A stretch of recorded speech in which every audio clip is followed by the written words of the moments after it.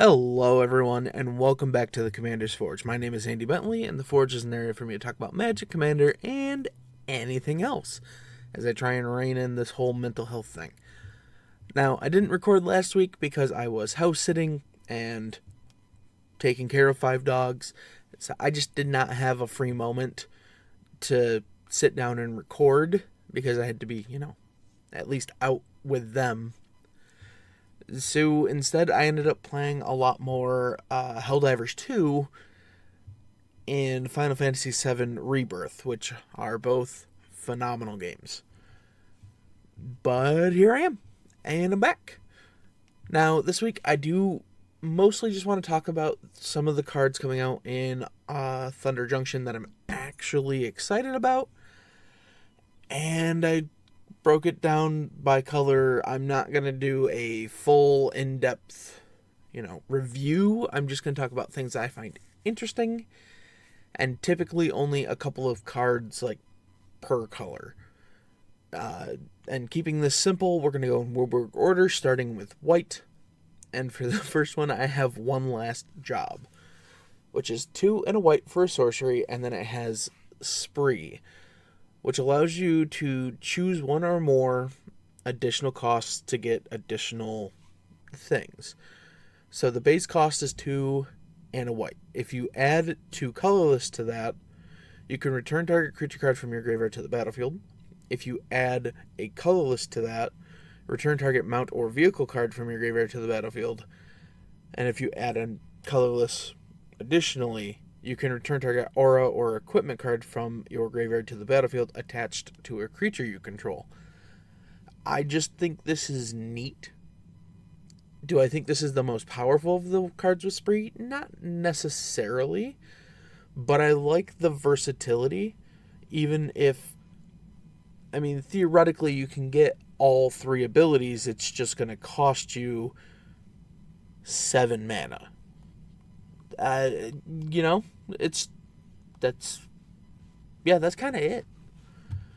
Now, the next white card is the Final Showdown, which is the card I originally saw with Spree that, made me instantly gravitate towards it. It's a single white for an instant, and again, it has Spree. For an additional 1, all creatures lose all abilities until end of turn. For an additional 1, choose a creature you control. It gains indestructible till end of turn. And then for an additional 3 white, destroy all creatures. So if you just need a board wipe and you don't care about keeping something around, 6 mana, destroy all creatures. 7 mana if you want to save something you control. 8 mana if your opponents have indestructible stuff that you want to die. I just really like the versatility in the Spree cards. And because of that, nothing else in white really pulled my attention the way they did. So just, moving into blue. First up, I have Double Down, which is 3 and a blue for an enchantment. Whenever you cast an outlaw spell, copy that spell. This is a good chance to talk about outlaws. So outlaws include assassins, mercenaries, pirates, rogues, and warlocks. It's more than a party, at least. That was only 4 types. This is 5. So, I don't know. Incidentally, finding a deck that this works in is going to be interesting. But, I don't know. Maybe there will be some outlaw deck that, pops out of this. I just think it's an interesting card. The next one is Step Between Worlds, which is 3 blue for a sorcery. Each player may shuffle their hand and graveyard into their library. Each player who does draws 7 cards. Exile Step Between Worlds. Now, this does give everybody the option to shuffle their hand and library, or hand and graveyard into their library, which means if they don't want to, they don't have to. But it has plot for 4 blue blue.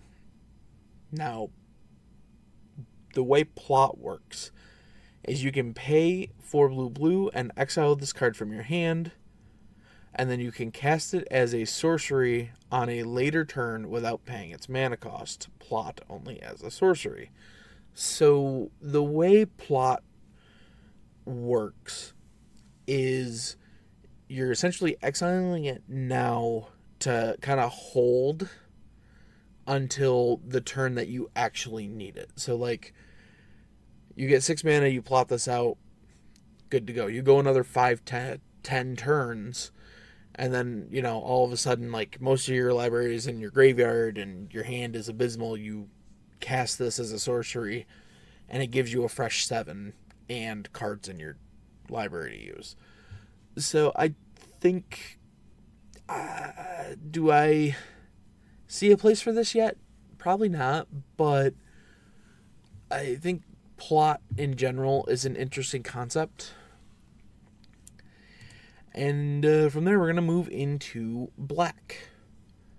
The first thing that caught my eye is Gisa the Hellraiser. 3 black for a 4/4 human warlock. She has ward 2 and pay 2 life. Skeletons and zombies you control get +1/+1 and have menace. And whenever you commit a crime, create 2 tapped 2/2 blue and black zombie rogue creature tokens. This ability triggers only once per turn. Do I think I'm gonna rework a zombie list for her? Probably not, but I do have a place that she might fit in. I don't know. The incidental, pumping of skeletons and zombies might be enough to slot her into zombie decks, just because they get +1/+1 and menace. I don't know. I just wanted to mention her here. Along with her, we have Tiny Bones the Pickpocket. Single black for a 1/1 skeleton rogue with Death Touch. Whenever Tiny Bones the Pickpocket deals combat damage to a player, you may cast target non-land permanent card from that player's graveyard. And mana of any type can be spent to cast this card. Or that spell. Because, I can read. I don't know. I like the idea of just a little 1/1 for 1 with Death Touch that people sometimes just aren't going to want to block. And, you can slap something on there. It makes it harder to block. Things. But yeah, that's really quick all I had for black. Moving into red, it has the first joke that I was looking at.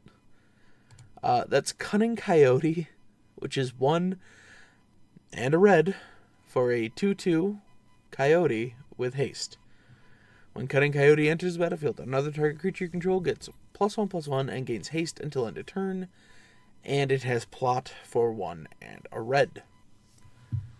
Next to this, we have the Resilient Roadrunner, which is 1 and a red for a 2/2 bird with haste and protection from coyotes. And then you can pay 3, and Resilient Roadrunner can't be blocked by creatures except by creatures with haste. So it's the Wile E. Coyote and the Roadrunner. It made me chuckle, okay? So that's the only reason I put him in here. The actual red card I wanted to talk about is Hell to Pay, just because, again, the name, on point. But it is X and a red for a sorcery, and Hell to Pay deals X damage to target creature. Create a number of tapped treasure tokens equal to the amount of excess damage dealt to that creature this way. I just think it's neat. I like red X spells. It's a little bummer that it's a sorcery, but we're not gonna focus on that, and instead, we're just gonna move on to some green stuff, and that's The first one I got here is Bristly Bill, the Spine Sower, which is 1 and a green for a 2/2 plant druid. They're cactus folk. It's the best. They have landfall. Whenever a land enters the battlefield under your control, put a +1/+1 counter on target creature, and for 3 green, double the number of +1/+1 counters on each creature you control. So, yeah, I'm already looking for places to put this. I don't know if I would build him particularly as like a landfall commander, but I do have a mono green lands deck that would probably want him, and a green white like tokeny list that would probably want him. But yeah, moving on to our other green spell, we have the Railway Brawler. 3 green for a 5/5 Rhino Warrior. Whenever another creature enters the battlefield under your control, put X +1/+1 counters on it, where X is its power, and it has plot for 3 and a green. So just between these two, it tells me that there's some land shenanigans, there's some counters going on, and yeah, I don't know. I like that when green does that. Now, looking into the multicolored stuff, I only had 3 pulled because I don't want to spend all day talking about this, and I do try to keep my episodes on the short side. So first up, we have Gem Lightfoot Sky Explorer for 2, a white and a blue, for a 3/3 human scout with flying and vigilance. And at the beginning of your end step, if you haven't cast a spell from your hand this turn, draw a card. And it was that text right there that got the gears in my head spinning, because she does not care about us casting stuff from our hand, and immediately I had to like throw Cascade out because you still have to cast something to trigger that. But it made me think of like Foretell. That's the main thing that popped into my head. So that's kind of the only reason I wanted to talk about her. And we move on to the heavy hitters of the set, you know? And that's Akul, the Unrepentant. It is black, red for a 5/5 Scorpion Dragon Rogue.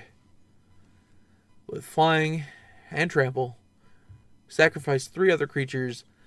You may put a creature card from your hand onto the battlefield, activate only as a sorcery, and only once per turn.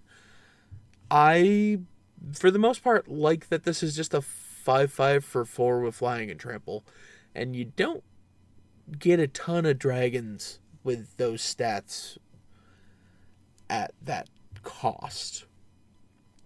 Now, the reanimation tacked on there also helps, but let's just move into the other black-red card I want to talk about, and that is Rakdos the Muscle.